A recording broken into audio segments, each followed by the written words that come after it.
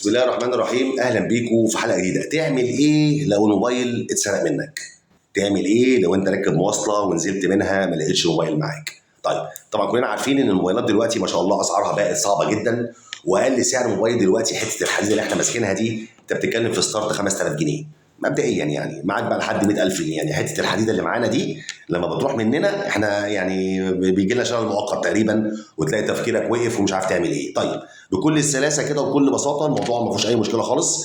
انت سيادتك ايه المطلوب منك؟ مجرد ما تجيب موبايل، اهم حاجه اي حد يشتري موبايل جديد يا جماعه، اي حد يشتري موبايل جديد ايا كان نوع الموبايل لازم يكون في حاجتين مهمين جدا يبقوا معاك. رقم واحد، العلبه طبعا اساسي. انا مش بتكلم على مكونات الموبايل، انا بتكلم على العلبه بتاعته عشان السيريال نمبر بتاع الموبايل، والفاتوره الشراء اللي انت اشتريت بيها الموبايل. الفاتوره والعلبه دول حاجتين مهمين. طب هل ينفع ان انا اعمل محضر من غير حاجه من دول؟ من غير الفاتوره ينفع، من غير العلبه ما ينفعش. يعني العلبه مهمه جدا، الفاتوره دي حاجه مكمله وبتثبت ملكيتك للموبايل.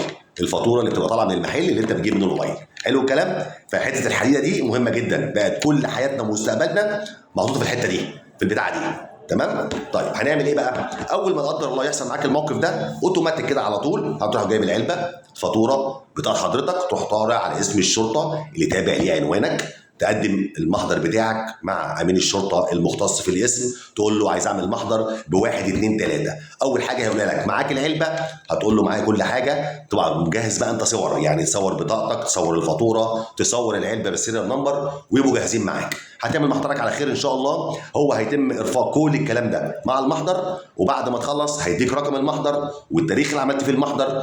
قبل ما تمشي من الاسم تساله، تقول له فين النيابه اللي تابع ليها الاسم الفلاني او الاسم اللي انت رحته، النيابه بتاعتنا فين او تبع الدايره دي فين؟ هيقول لك في المحكمه الفلانيه.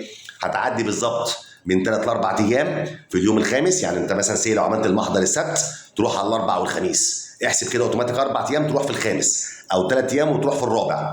ده رينجك في الايه، في مروحك للمحكمه، عبال ما المحضر ما يخلص ويطلع على النيابه ويعدي على وكيل النيابه، وكيل النيابه يروح مخرجه عشان ينزل على السيستم، تقدر ان انت تاخد منه ايه، صوره رسميه. طيب هنعمل ايه تاني بعد كده؟ هتاخد نفس الاوراق تاني هي معاك بالرقم ببيانات المحضر، وتطلع على النيابه اللي تابع ليها الدايره بتاعتك. بعد ما تسال في الاسم هي فين، لو انت اللي هتعمل الكلام ده بنفسك مش محامي اللي هيقوم بيه، طبعا محامي مش محتاج ان احنا نقول، لكن انا بقول للناس اللي هتقوم بالموضوع بشخصها هتعمل ايه. هتروح على المحكمه، هتخش تسال فين يا جماعه؟ النيابه الفلانيه، هيقول لك في الحته الفلانيه. قبل ما توصل النيابه هتروح معدي على اي حد بيصور جوه او اي حد قاعد بيبيع نماذج، هتقول له عايز نموذج استخراج صوره رسميه من محضر، صوره رسميه من المحضر. هيديك نموذج مطبوع جاهز. كل اللي سيادتك هتعمله هتملى بياناتك فقط لا غير، وتكتبها صح، وتركز قوي في كتابه البيانات وتوقيعك في الاخر، وتحط مع النموذج ده بطاقه حضرتك فقط لا غير. عايز تحط الفاتوره حطها، بس مش هتفرق كتير، خلينا في الاساس النموذج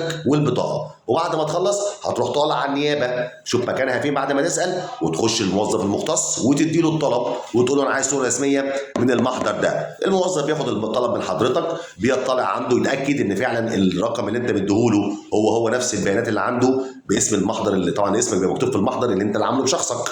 فالاسم بيظهر عنده، بيراجع الطلب بيلاقي الاسم مظبوط ويتاكد ان انت بشخصك، بيروح مديك معلومات ويقول لك تمام المحضر موجود، ويأشر لك على الطلب. بتروح تدفع الرسوم على حسب انت هتاخد نسخه ولا نسختين. انا بقول لك هات نسختين، خلي واحده معاك احتياطيا وواحده الثانيه اللي هتستعملها ان شاء الله في بقيه الاجراءات.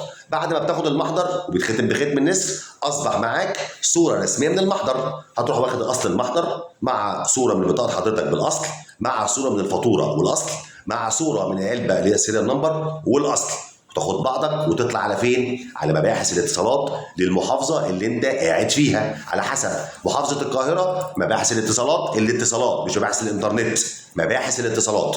هتروح سائل مكانها فين لو انت محافظه غير القاهره. لو انت القاهره هتطلع على مباحث الاتصالات اللي موجوده جنب سنترال رمسيس. طبعا كلنا عارفين فين سنترال رمسيس، هتلاقي مبنى مباحث الاتصالات جنب السنترال مباشره. هتخش على المباحث بكل الكلام اللي انا قلت لك عليه ده، هتاخده وتقدمه وتعمل بلاغك اللي هو بلاغ التتبع، عشان يقدروا هم يتتبعوا الموبايل بالداتا اللي انت هتديها لهم بالمحضر اللي انت عامله، وان شاء الله ربنا يكرمك والموبايل يرجع. وكمان جماعه اللي يسرق منه موبايل ما تكسلش وتقول ربنا يعوض عليا، اسعى وهيجي لك ان شاء الله، اسعى وهيجي لك. لو انت مش هتعرف تعمل الكلام ده يبقى الاسهل لك خالص هتروح لمحامي، اقرب محامي لمنطقتك او لديتك او اللي انت حابب تتعامل معاه، هتديله كل اللي انا قلته ده بالاضافه لتوكيل طبعا، وهو اللي هيمشي في كل اللي انا قلته ده. كل اللي قلته دوت المحامي هيقوم بيه، بالاضافه ان المحامي عنده امكانيه احسن ان هو بيقدر يتابع مع المباحث ومع الاسم الاجراءات، بحيث لو يوم ما يحصل حاجه بيبقى هو طبعا مظبط هنا ومظبط هنا، بحيث يتواصلوا معاه ويبدا ان هو يتابع لك الموضوع ده. لو انت مش هتقدر تقوم بالقصه دي وهتوكل محامي، انت عندك الامكانيه، اديني عرفتك الخطوات